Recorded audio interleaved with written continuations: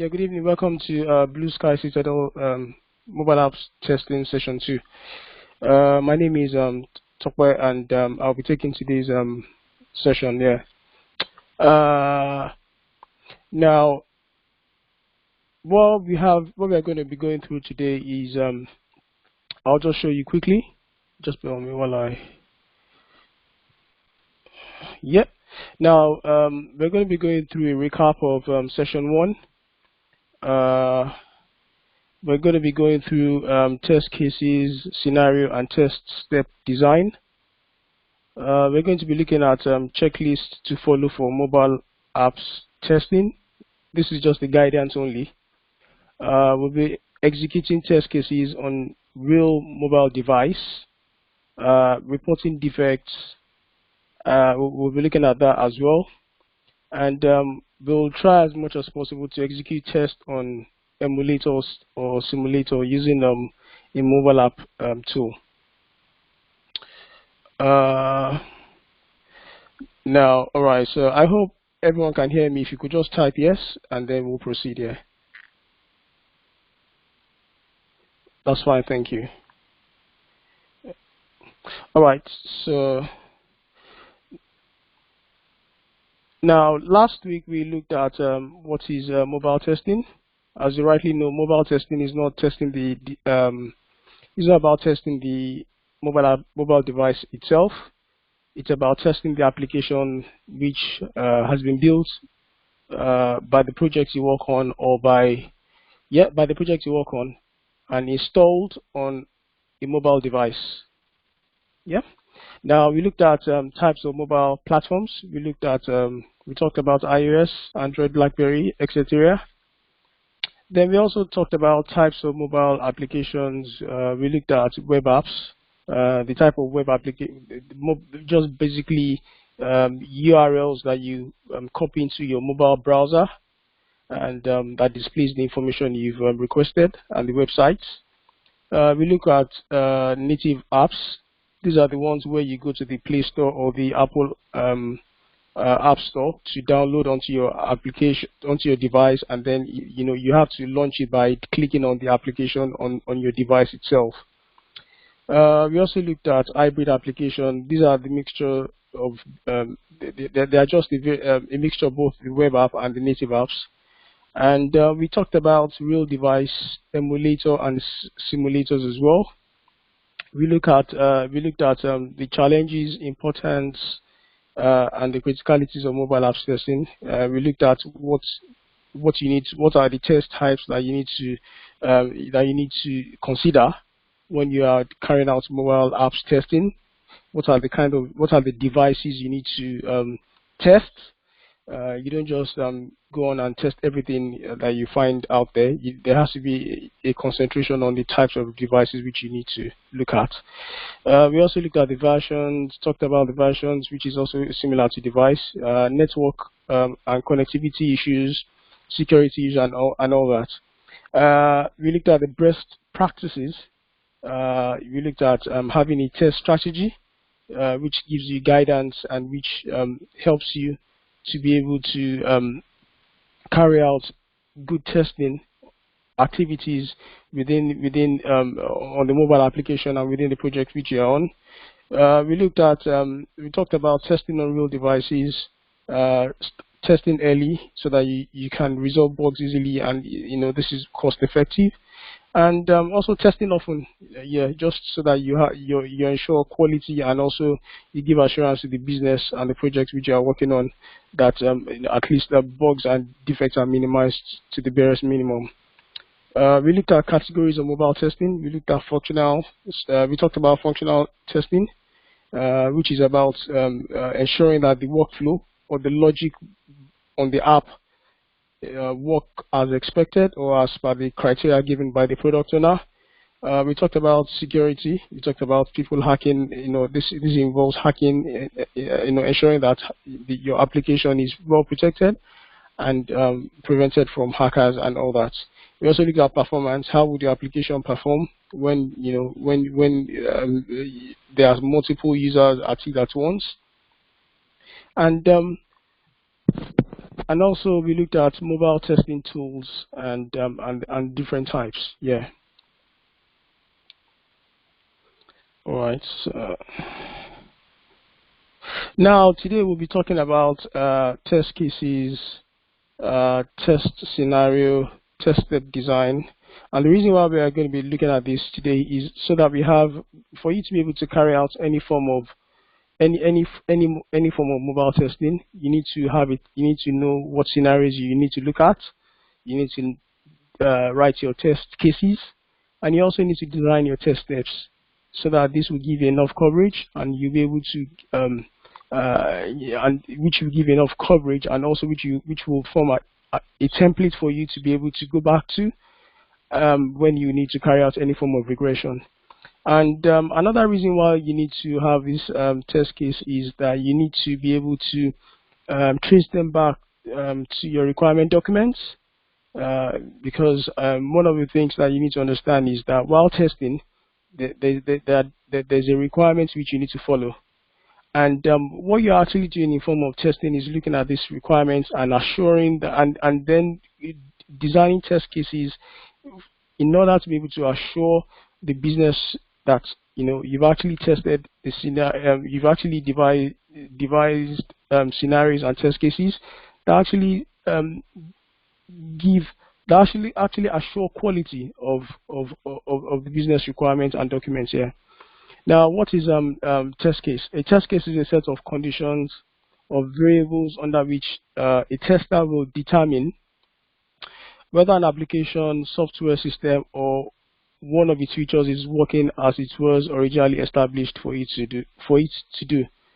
Now, I'm sure that this was. I'm not going to be going into much details about test cases and test scenario tonight, but because we, as a tester, while carrying out mobile application testing, we need to write our test cases. We need to outline the scenarios we need to cover, and we need to be able to execute our test steps in order to be able to carry out a mobile application testing. I'm sure that you'll cover this in detail while going through the mobile manual training aspect of this course here. So what I'll be doing shortly is just bear with me. I'll be showing you what are the prerequisites and what are the things that you need to do in order to be able to carry out a mobile application testing effectively. So just bear with me once.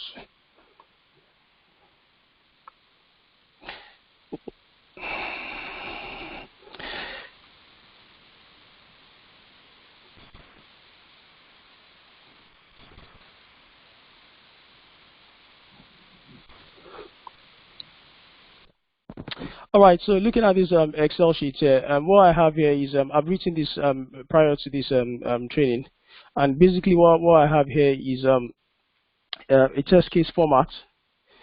Basically, we have the application under test is giftfruits.com, and then we'll be looking at tonight. We'll be looking at how to test this on an iPad.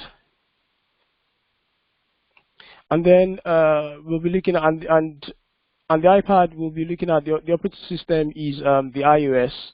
And basically, we'll be looking at a login functionality. Now, so this is an example of a template which you can follow in order to be able to write your test case. You'll see that here we have the test case ID. We have the test case name. And on this column, we have the steps to execute the test case. So what I'll do is I'm just going to fire up the mobile device now. And before I do that, I'll just quickly talk about something. Just bear with me 1 second. I'll just quickly talk about something. Yep.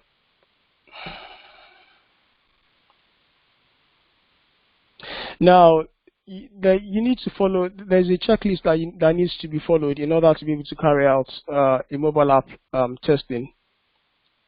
And one of the things that you need to do is to understand what needs to be carried out while you are doing the mobile application testing. For instance, as you rightly know, for you to be able to carry out any form of mobile application, you need to install the application onto the device, and also you need to launch the application.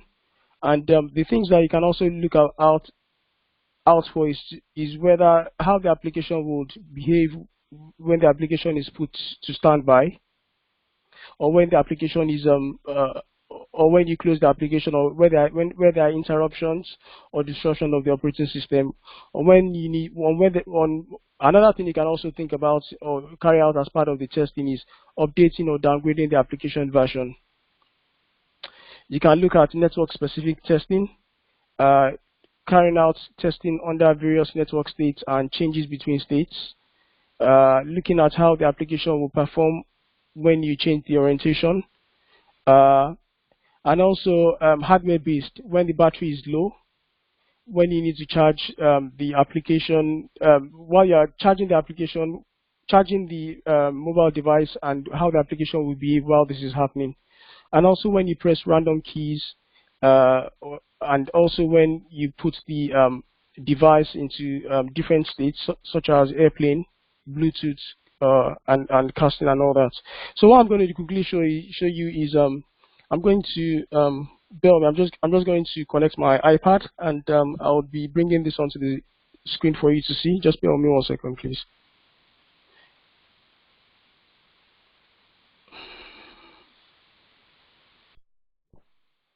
All right. So now I'm using an application called Reflector 3. You can Google it. It's basically what this allows you to do is it allows you to connect your mobile device, any form of mobile device, to and cast or screen the device onto your laptop. Yeah. So what I'm going to do now is I'm going to go back to I'm going to minimize this. Yep. And then we are going to try and go through some steps in order to be able to test installation of an application on this device here. So the application I'll be looking at today is I'll be going to, basically, for you to be able to test an application, one of the things that you need to do first is to go to the App Store, as you are using an iPad device, to first of all search for the application. I know that we all know how to do this, but basically one of the requirements while working is for you to go to the App Store, search for the device. So, and I'll basically be looking at a TripAdvisor. That's what I'll be installing onto and test. That's what we'll be installing and testing tonight here. So now, as you can see from the iPad, you have TripAdvisor coming up on the App Store. Now, and looking at your test case design, you need to be able to first of all give the test case name. Installing TripAdvisor. That's the name of the test case that we'll be looking at today. And one of the prerequisites is the application needs to be downloaded from the App Store. This might look a bit mundane to you, as we all do this every day, but basically these are the steps that you need to go through while carrying out your mobile application testing.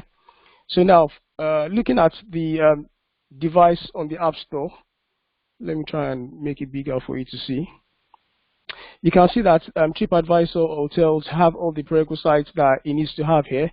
All this would have been stipulated by your requirement document, that when you go to the App Store, you should see the application name and head in bold, and header in bold. There should be a brief. You should have this little button here called, for you to be able to get the application. If the application has been installed, definitely you wouldn't find this here on the App Store. So for instance, if you come here to the App Store, and then you see the logo for the application you are trying to install, and you do not have a get sign here, obviously there's something wrong, and obviously you need to raise a defect for that. And one of the things that you need to also look at is, what does my requirement document say? When I come to the App Store, do I get one screenshot or two screenshots of the application I'm trying to, sorry, uh, do I get one or two screenshots, of the application I'm trying to install and all that?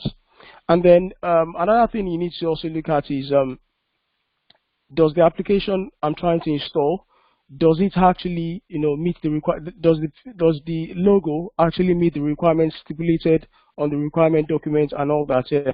So basically, first of all, one of the prerequisites you're going to look at is, first of all, download the app from the App Store, and then also your once you download this, sorry, yeah. Now, once you click on the you get the install, and then I'm installing the app here. All right. So it says this is not okay. So just bear with me. I'm just going to look for another device, another application that we can get. Let me just bear with me 1 second. Yeah.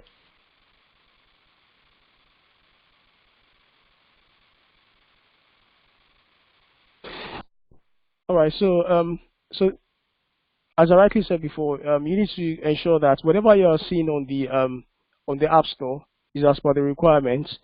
If there's any deviation from the requirements on the App Store for the application you're trying to install, then you need to raise this as a bug. All right. So I'm going to click on so for the application, when you click on the application on the App Store, uh, the application should come up, and then you should have the notification as required. So I'm just going to get the application now and get this installed on my device here. And as I said earlier, while the application is downloading, you can also start to look at the timing and ensure that the application downloads according to the expected time, or you can monitor the time and then feed this back as part of your testing to the to the development team. So, for instance, if the application takes about 5 minutes to download, I'm using the Wi-Fi now. So one of the test data is probably, say, let's say Wi-Fi. I don't know the speed of the Wi-Fi. Let's say the Wi-Fi is about 5 MB, whatever. And then we have and then installation time. We look at the installation time.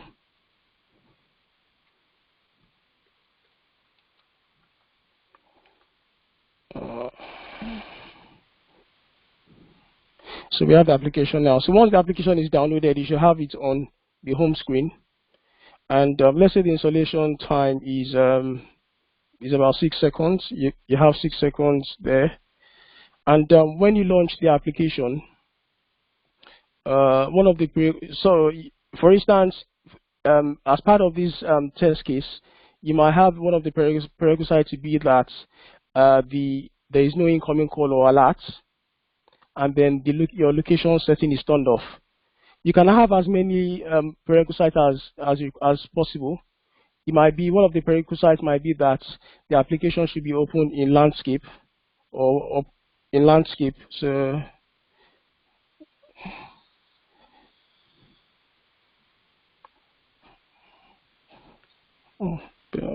in landscape.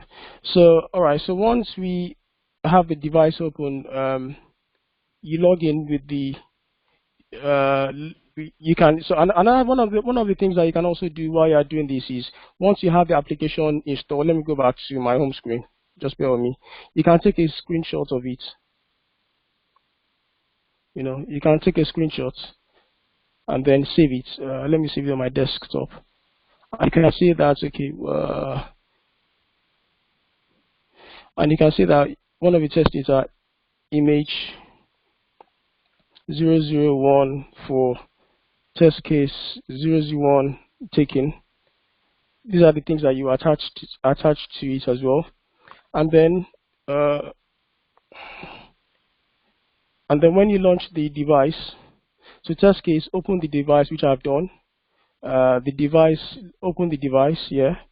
launch the app, and then enter the login details. So we go to me, see your profile.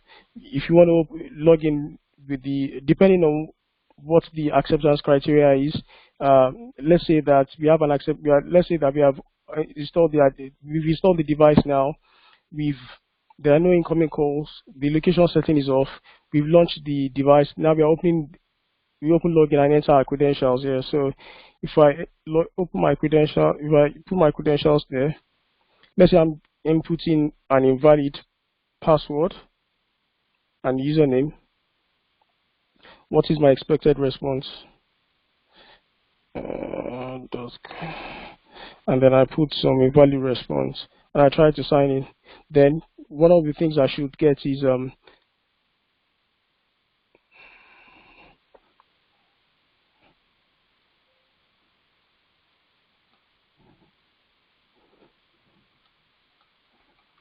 so I enter my login credentials, and I enter my login credentials, and then when you enter your login credential, what's expected? Okay, let's say I enter my invalid login credential. Sorry. Then my expected result should be I should see an invalid. I should get an invalid error message displayed there. Yeah, expected. And what is my actual result? Invalid error message displayed. Invalid error message displayed. Now, another thing that you can also do is, depending on what scenario that you have been told to, you are testing. One of the things that you need to understand is that while testing the mobile app, you need to ensure that you cover as many scenarios as possible. So, for instance, what I've done here is, I'm trying to test login. Let me put it as login. Let me put it as invalid login as a test scenario. Now, one of the things that you've done is you follow the prerequisites, because for you to be able to test it, you need to download the application from the App Store. And while you have downloaded the application from the App Store, the application, every requirement has been met. The application is installed on the device. There are no incoming calls. The location setting is turned off. And then the steps to carry out the actual invalid test case is to open your device, which you have done. You have launched the app, and then you've seen the application application has been opened, and then you've seen the login sign-in credentials here. So one of the things that you can also do here is maybe let's say launch the app and navigate to the sign-in page, and then when you get to the sign-in page, you enter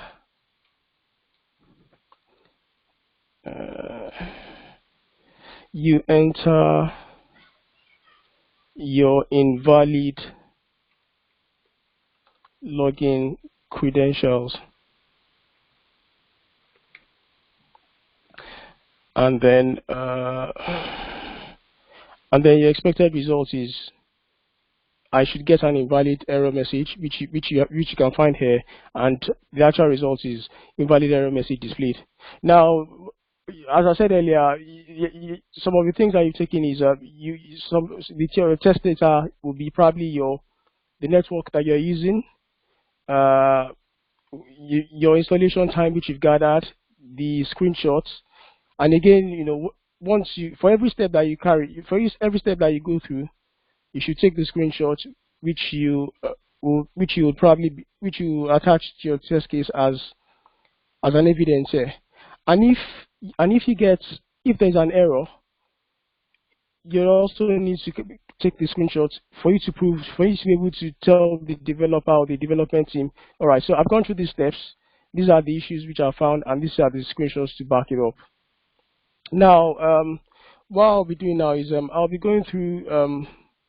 We'll just go back to let me put this off here. So basically, what you can do is you can go on Google just to try this out. You can go to Google.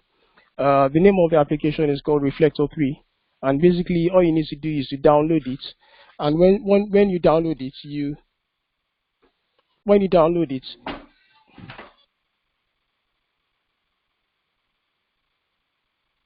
sorry, when you download it, then you can screen onto the on your mobile device or anything onto or your tablet onto the screen. I'll just be turning this off now, and then we'll move on to the next. We'll move on to. All right. So before I go, another thing I want to do I want to do quickly is I want to open up gift rate. So we can also do something quickly. We can also open up the gift rate sites on the mobile device.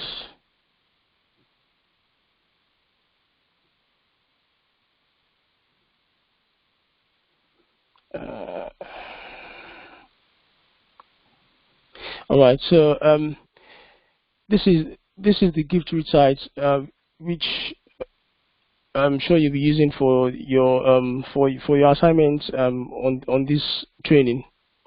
Now you will see that the layouts of the gift rates on a mobile device is quite different from what you find on an actual website here. So if I go to the internet, just bear with me. I'm going to share my screen very soon. If I go to my internet, if I go to an actual browser, you find out that. Just let me share the screen for you. I'm just going to share. All right. So what you find out is that the layout of gift rates on a normal website is different from what you have on a mobile phone. So for every website that you have, gift rate is an example of a web app, and you find out that the orientation and the layout is different here. So if I do the orientation on, if I change the orientation to landscape, you will find out that the pages are different. They look different, and it is accommodated within the screen of the mobile device that you're using. Now we'll move on from here to testing and looking at stimulators and emulators.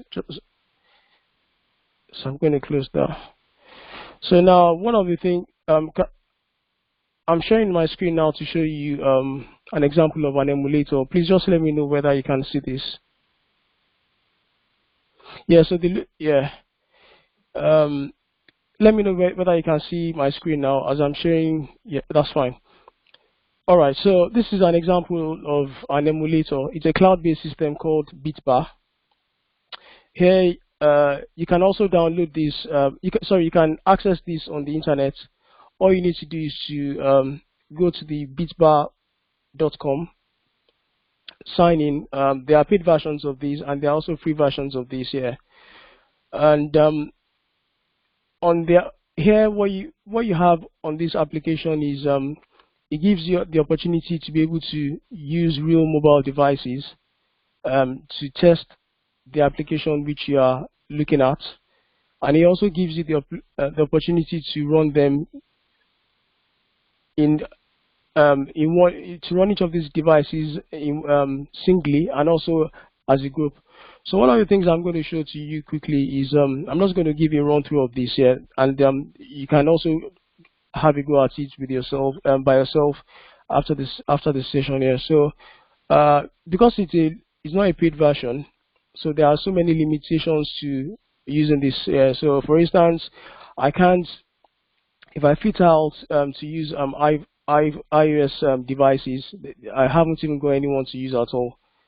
And the free ones that I can use are the Android ones, and they are very limited in number as well. So one of the things that you can on this side, you have your dashboard. I've tried to do some tests prior to this session, and then you have your projects. So every time you add a project to it, it starts to be displayed on the side of the page. and then your devices. It gives you devices across many platforms, and many platforms, many versions, and all that, and many manufacturers. So you can actually filter them based on the manufacturers. Uh, you can filter them based on versions as well. And then depending on, and also if you want to test based on, as I said to you, to expand your te test coverage, you can actually test your devices or test your application under different kinds of simulation. You can use different RAM sizes and all that here, and also internal storage, depending on what the requirements is, the screen size and all that.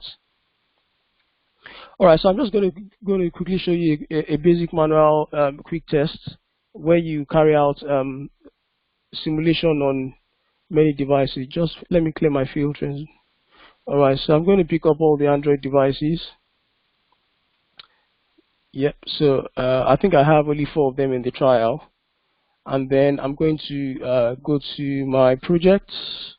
I'm going to click on create a new project. I could give it any name, so I could say mobile application testing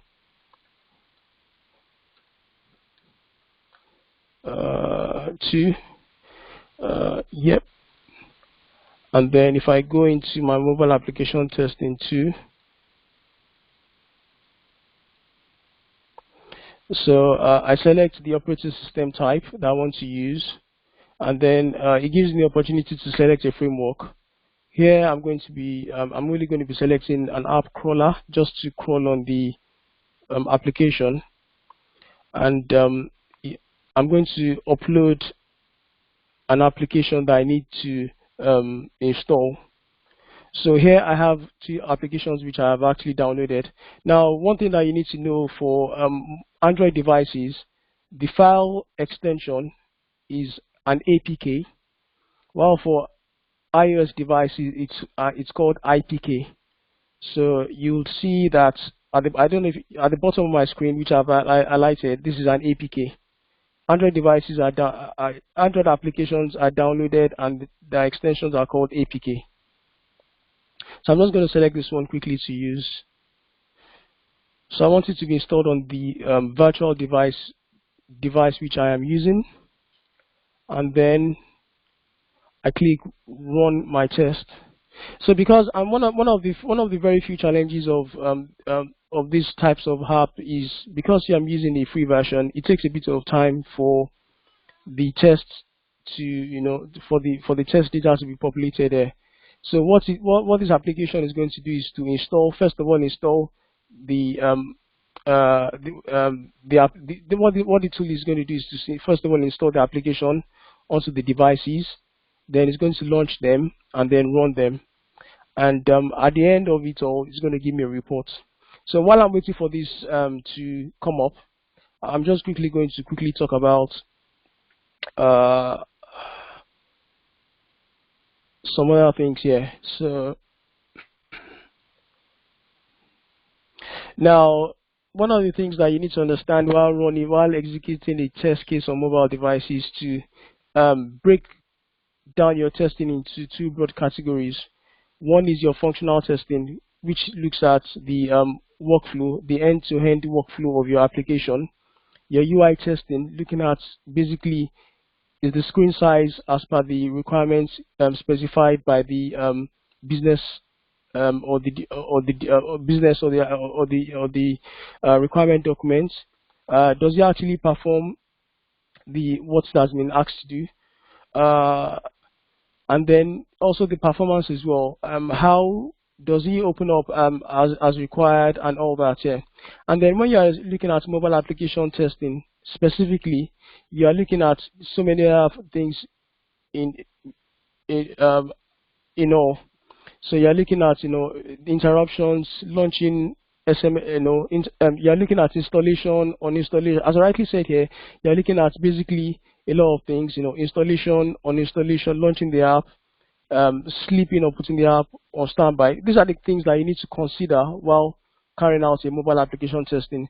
So what I'll say basically is that there is a variance in how this is a variation to testing on the web application, testing the website, and also testing the mobile application testing.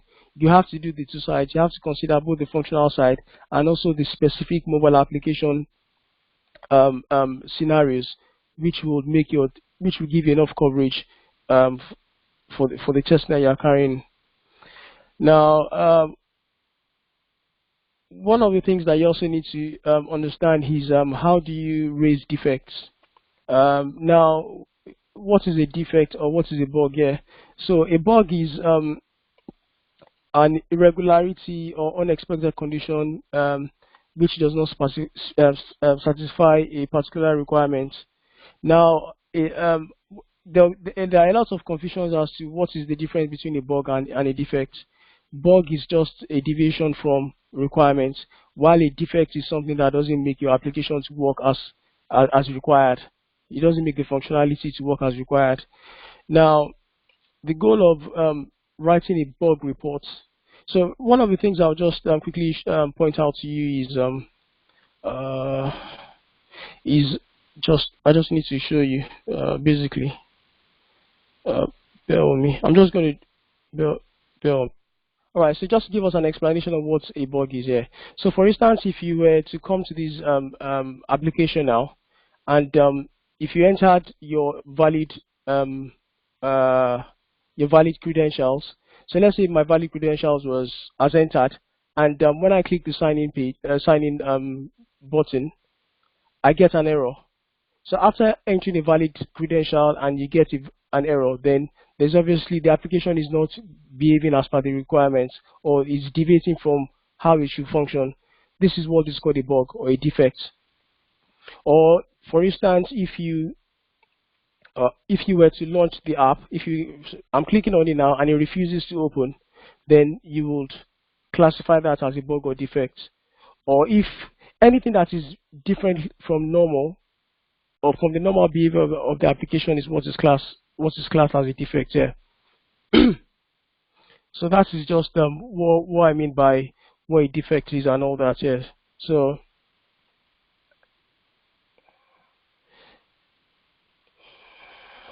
now going back to what we were talking about.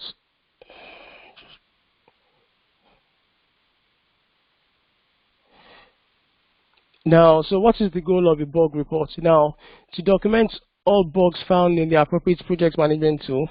So many organizations use different project management tools to record their defects. They are called defect management tools here. While this doesn't necessarily mean all will be fixed, it will help the product owner to decide whether a bug should be fixed immediately, move to the next phase of the release, or to be put in the backlog. Now, there are some key criteria or key things that you need to put on it when raising a bug, and this is one of the first things that you need to understand and which should be put on a bug is the title.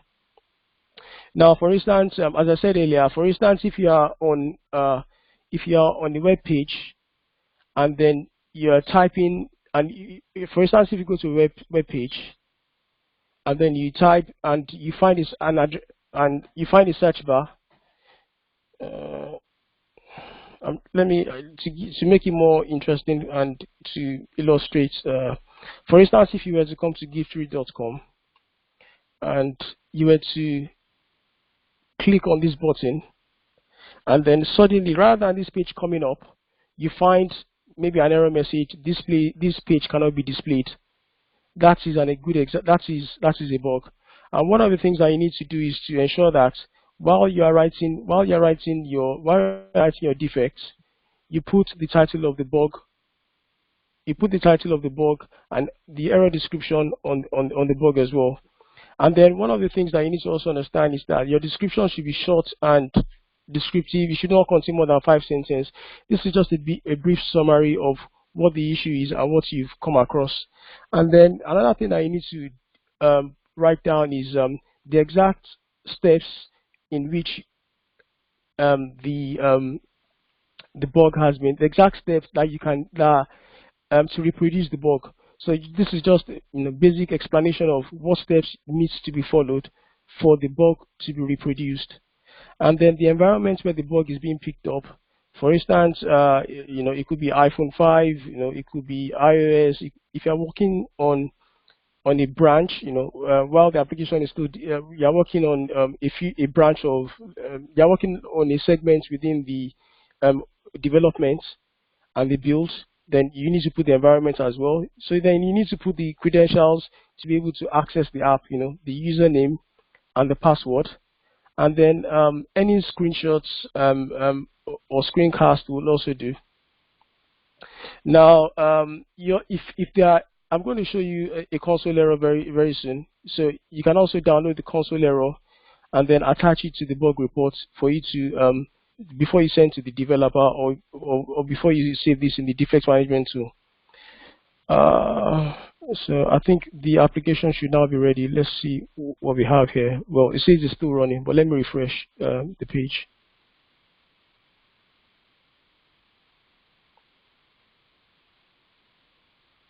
Yep, that's it. Now, so you can see that. So I've come back to the cloud, um, um, uh, mobile application testing tool. So you can see that now the application, the test run has gone through. The devices we use for the test run is the Nexus one, Motorola, Google, LG, and all that, and the test results are all 100%, and it's shown us the time taken for the application to be installed, run, and launched on each of the devices here. So these are the kind of test data that you would put down. And if I go into each and every one of them, if I go into each one of them, you can see that these are the analytics that has been provided. All the methods are passed, all the steps are passed without error. This is the test run duration.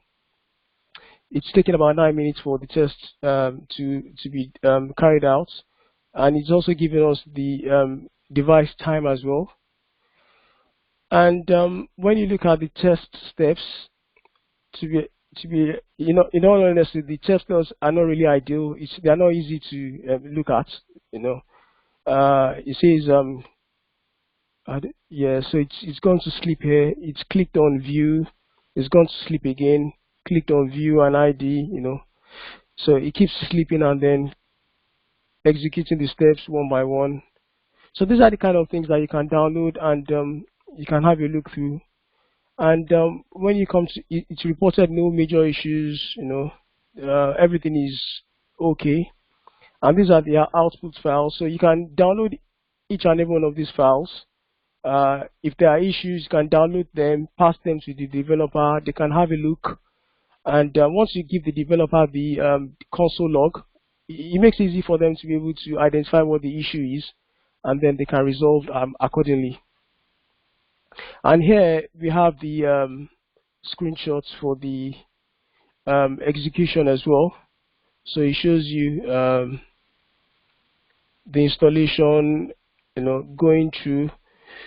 So what it does here is it tries to enter some keys, and then returns a video of what the issue is. So these are the things that you can look at, and it gives you the detail required for you to be able to raise any issue, or or for you to understand how the application is performing as well.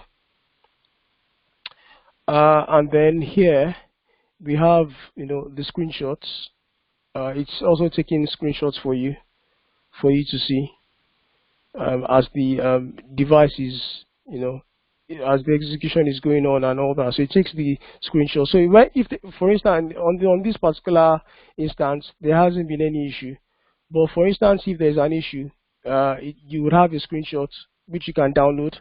You can download them and then raise a defect and attach it to the defect. Now, one thing I'm going to show you quickly is I'm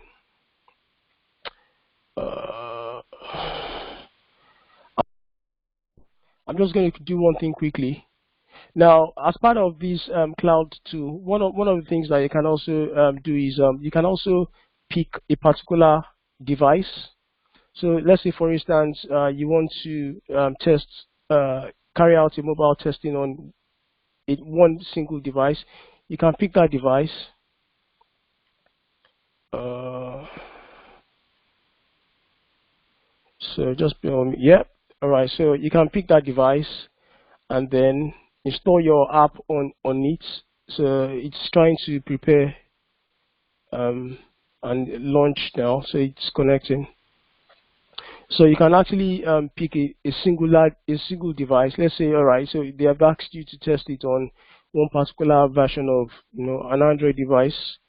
So you can see it's brought up the device, and basically you have the logs for the device here, and then you can actually like I was doing on my phone earlier. You can actually go to the App Store. Where's the App Store? Yeah, you can actually go to the App Store. So this is a Play Store. You can go to the Play Store, look for the device, type anything that you want to install. So it's because it's for the paid one you have all the functionalities, but this is just a free tool. You can actually install any application that you have been asked to test, install them. Once you install them, and then you can actually use the device as if you are actually using a real device. So you can see that it's downloading here, and then you can perform your tests as required. Now, before we continue, I'm just going to show you how to raise a bug on an actual defect management tool. So I'm using this one is this application I'm using is Azure DevOps.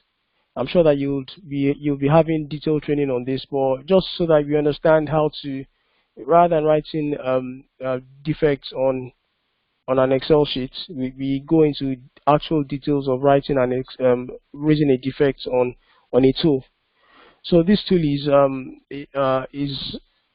it's a defect management tool, and also is also a test management tool that you do so many things on it. But my intention tonight is just to show you how to raise a defect here. So for instance, I was trying to write a defect on this is my title, error message on using search bar on application landing pages. On landing page failed to load. So this is the description of the error title, and this is the issue resulting. Now, this, as I said to you earlier, these are the steps to reproduce. Let me make it bigger so you can see. All right, so now these are the steps to reproduce. So let's say, for instance, I went to TripAdvisor. I launched my application TripAdvisor. I entered my credentials to open. So I've entered my login details, my valid login credentials, and I'm on the landing page. Let's say, for instance, I'm on the landing page. Now, when I enter like a destination, e.g. Paris, I should expect that all the hotels in Paris will be displayed. Now, let's say I've entered, where is the, let me see if I can, okay, so this has finished. Let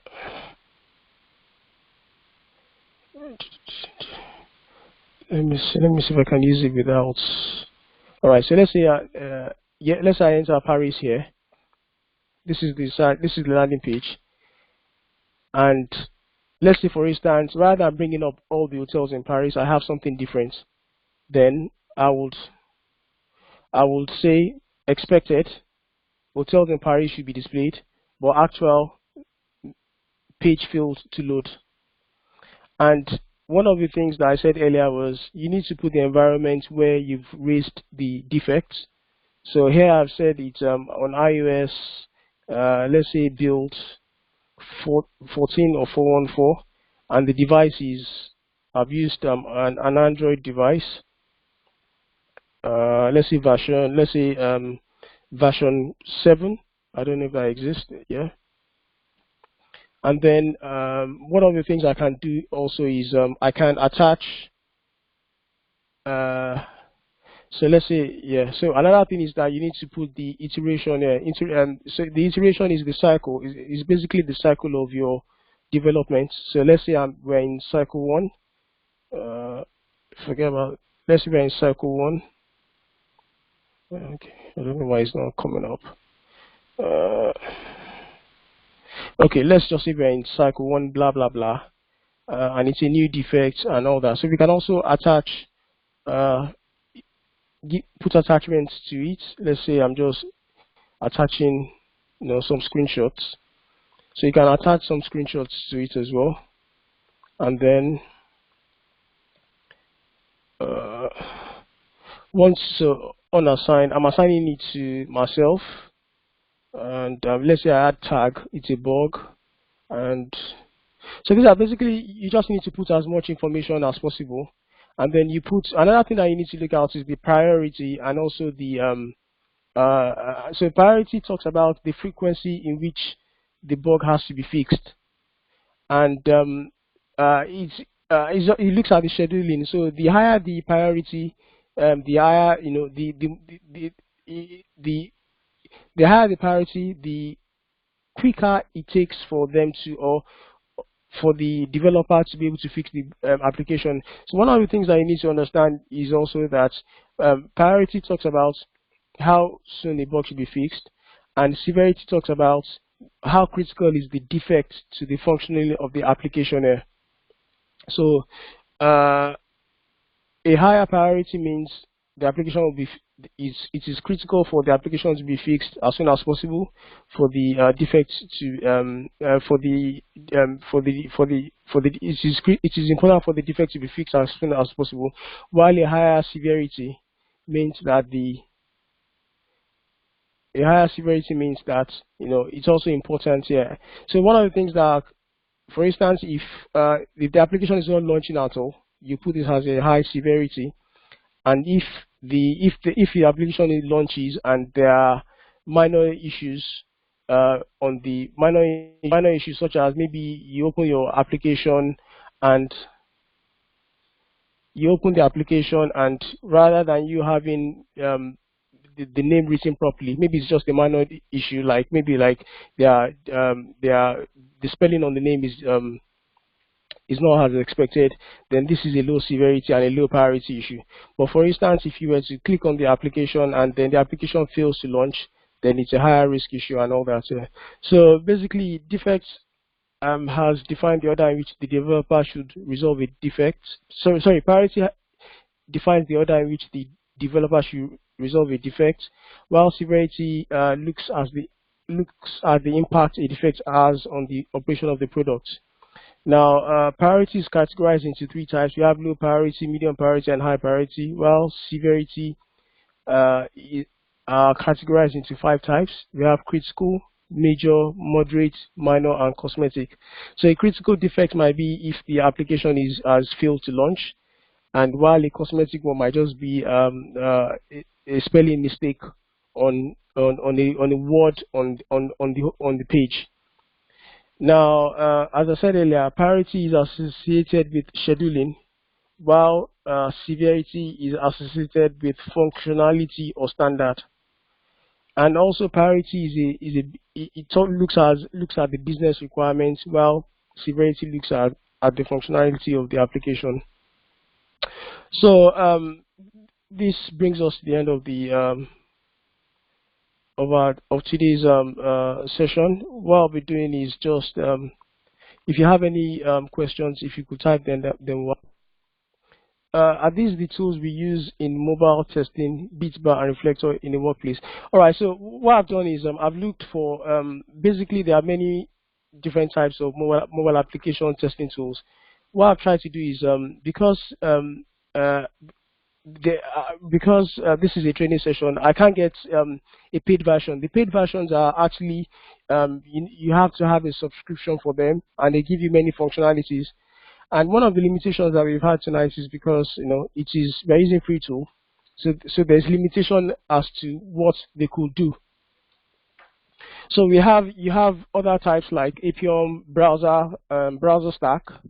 There are so many of them, and the reflector is just the one which I try to use to simulate a real device. I've just shown you that you can play around with them and have a feel of them and get accustomed to them as well. So you can get the tools on the internet. Bitbar, if you go to bitbar.com, I think I showed you that one. If you go to cloud.bitbar.com, you should be able to get it and just play around with it. I think it gives you about 14 days of free trial. So we'll cover basically we'll cover more in part 2 of this as well. Yes, that's fine. No. So who determines the priority of the defect? You as a tester would have to determine the priority of the defect, and So sometimes because the priority is a business, it mainly looks at the business criticality of the defect. So it is sometimes the priority is determined by the business, probably by the B or the product owner, depending on whether So okay, so what I'm trying to say is that the priority will look at the business element of the application. Is it stopping the application from running as a whole? You have to determine the priority, but most times you have to look at it based on the business requirements, and And you can also speak to, for instance, you as a tester should know whether if you have a defect that has stopped your application from working entirely, then you should know that it's a high defect. Even if you raise as a high defect, depending on the business stance, they might come and say, okay, you know what, okay, give you a lower priority or give you a higher priority, but you should be able to judge as a tester, based on the requirement documents, whether it's a high priority or a low priority or a medium priority and all that. Yeah. So basically, we come to the end of the session today.